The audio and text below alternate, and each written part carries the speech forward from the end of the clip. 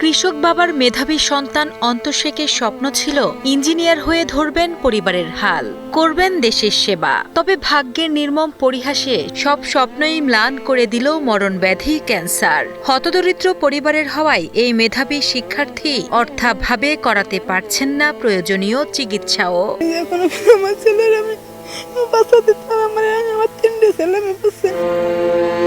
ফাইভে টানেল ফুল বৃত্তি পায় নীলফে মডার্ন কিন্ডারগার্টেন থেকে, ও মেট্রিকে গোল্ডেন পায়। গোপালগঞ্জের টুঙ্গিপাড়া উপজেলার বাসিন্দা মেধাবী শিক্ষার্থী অন্তশেখ ছোটবেলা থেকেই পড়ালেখায় ছিল বেশ ভালো।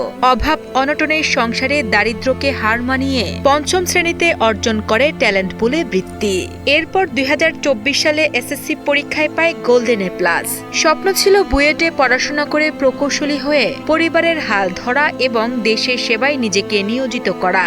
কিন্তু নিয়তির নির্মম পরিহাসে উচ্চ মাধ্যমিকে পড়ার সময় হঠাৎ জ্বর হলে চিকিৎসকের কাছে গিয়ে বিভিন্ন পরীক্ষা নিরীক্ষার পর জানতে পারেন তার শরীরে বাসা বেঁধেছে মরণব্যাধি ব্লাড ক্যান্সার। এই কথা শুনে যেন মাথার উপর আকাশ ভেঙে পড়ে হতদরিদ্র পরিবারটির। আমার ইচ্ছা ছিল যে বড় হয়ে বুয়েটে পড়ব, বুয়েটিয়ান হব, ইঞ্জিনিয়ার, বুয়েটে একজন ভালো ইঞ্জিনিয়ারের পদে চাকরি নিব। তার এই আমার চিকিৎসার জন্য ৩ থেকে ৩.৫ লক্ষ টাকায় খরচ হয়েছে। আমার গরু ছিল একটা, তাই বেশি অন্য সহযোগিতা করছে, সে দিয়ে চালাইছে। অন্তরকে সুস্থ করতে হলে চিকিৎসকদের পরামর্শ অনুযায়ী প্রয়োজন উন্নত চিকিৎসার, যার জন্য দরকার প্রায় ১৬ থেকে ১৭ লাখ টাকা। দরিদ্র কৃষক বাবা ছেলের চিকিৎসার খরচ মেটাতে গিয়ে ইতোমধ্যে নিঃস্ব হয়ে পড়েছেন।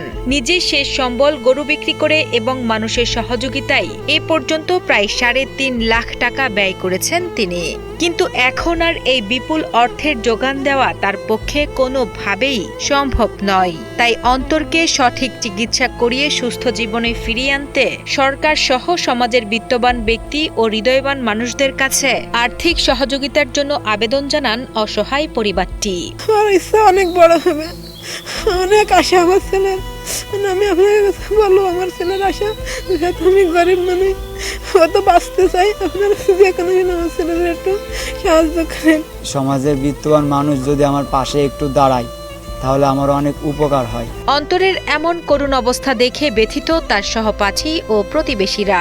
এই মেধাবী শিক্ষার্থী দ্রুত সুস্থ হয়ে আবারও যেন লেখাপড়ায় ফিরে তার স্বপ্ন পূরণ করতে পারে, তাই সমাজের হৃদয়বান, বিত্তবান ও দানশীল মানুষদের অন্তরের পাশে দাঁড়ানোর আহ্বান জানান তারা। পুরো দেশের কাছে একটা আবেদন করি যে আপনারা ওকে একটু সাহায্য সহযোগিতা করেন, যাতে সুস্থ হয়ে আমাদের মাঝে ফিরে আসতে পারে এবং আমরা ভবিষ্যতে মানুষের জন্য কিছু করতে পারি।